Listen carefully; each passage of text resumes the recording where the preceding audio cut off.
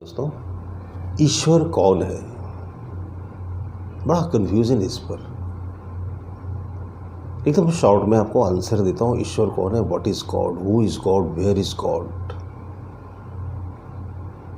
तो ईश्वर कोई शेप नहीं है, कोई इमेज नहीं है, फ्री फ्रॉम ऑल इमेजेस। ईश्वर कोई विचार भी नहीं है, फ्री फ्रॉम ऑल थॉट्स। तो ईश्वर कौन है, इसकी तलाश ऐसी है जैसे मैं कौन हूँ। पहले अपना पता लगाओ कि मैं कौन हूँ। हु एम आई? पता लगाओ, पूछते जाओ अपने आप से, हु एम आई? मैं कौन हूँ, मैं कौन हूँ? इसकी ईमानदारी से तलाश करो।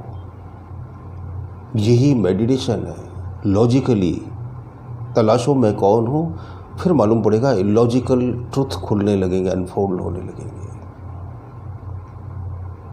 फिर एक दिन मालूम पड़ेगा कि जिस ईश्वर को हम खोजने निकले थे वही ईश्वर हम थे। आप यकीन मानो, मैं दावे के साथ कहता हूँ, एक्सपीरियंस के साथ कहता हूँ, जिसे हम ढूंढने निकले थे उसे ढूंढना था ही नहीं, बस समझना था। समझने में भूल चूक हो गई, समझ नहीं पाए। हमारा हाल उस हिरन की तरह है, कस्तूरी कुंडल बसे मृग ढूंढे वनमाए।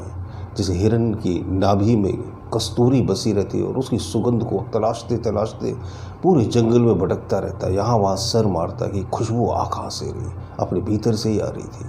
इसी तरह से हम खुदा को तलाशते रहते हैं, ईश्वर को ढूंढते रहते हैं। मंदिर, मस्जिद, गुरुद्वारे, घने जंगलों में लंबी लंबी तपस्याएं, साधनाएं, व्रत, उपवास, पूजा पाठ करते रहते हैं, उसे ढूंढते रहते हैं। उसे ढूंढने की कोई ज़रूरत ही नहीं थी, क्योंकि वो खोया ही नहीं था, वो तो प्रकट था। वो छुप गया था इसलिए क्योंकि मन के बादलों ने उसे ढांप लिया था। जैसे नीले आसमान को नहीं घनेरे बादल ढक लेते हैं, तो फिर तारे नज़र नहीं आते, न चांद दिखाई देता है और न सूरज के दर्शन होते। तो मन के विचार क्या है? बादलों की तरह है। ये क्या करते हैं? हमारे अंदर के ईश्वर को ढक लेते हैं, अंतर मन को ऐसी परतों से ढक लेते हैं कि हमें अपने दर्शन ही नहीं हो पाते। विचारों से इतने भरे हुए हैं। विचारों से मुक्त होने की कला भी बहुत आसान है। आधे सेकंड के लिए, एक सेकंड के लिए बस कुछ मत सोचो, ये आप कर सकते हो। आधे सेकंड के लिए तो कर सकते हो। क्लोज योर आइज और ओपन योर आइज, या आंखें खोलो या बंद रखो और आधे सेकंड के लिए कुछ मत सोचो। इंस्टेंटली जो उस समय आप हो वही आप हो। That is original you. उस समय आप अपनी बीइंग में रहते हो, और ये जो बीइंग है यही ओमनी प्रेजेंटेशन है, यही गॉड का अनुभव है, यही सेल्फ रियलाइजेशन है, यही आत्म साक्षात्कार है। आप यकीन मानो यही है, और ये बहुत इजी है, बहुत आसान है, मुश्किल जरा भी नहीं है। समझ में नहीं आए इसलिए बड़ा मुश्किल लगता है। फिर आधे सेकंड से 1 सेकंड, और फिर 2 सेकंड, और फिर 3, और फिर 4, फिर ड्यूरेशन बढ़ाते चले जाओ। फिर आपको इसमें इतना मज़ा आएगा, इतना मज़ा आएगा, यकीन मानो आपके सारे दुख खत्म हो जाएंगे।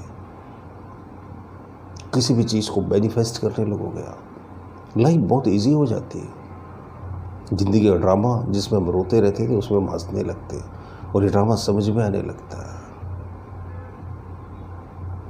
और ज़िंदगी फिर एक मज़ेदार खेल की तरह लगने लगती है।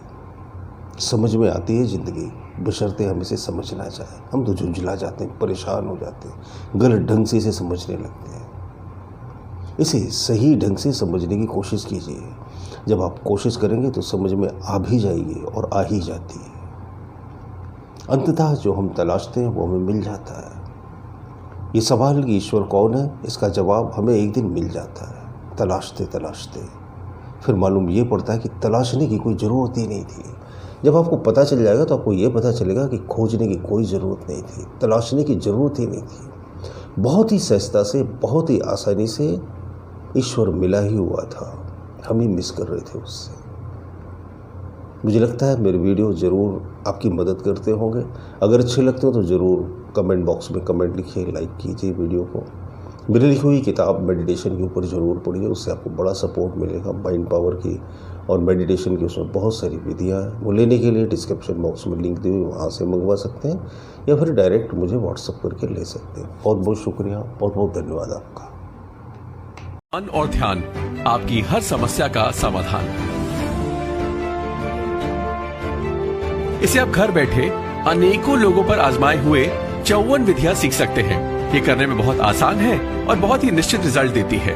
तो सोचिए मत, नीचे दिए हुए लिंक पे या व्हाट्सएप नंबर पर आज ही हमें व्हाट्सएप करके अपना ऑर्डर दीजिए। अब मन और ध्यान, हर समस्या का समाधान आपकी जिंदगी को एक नया मोड़ देगी।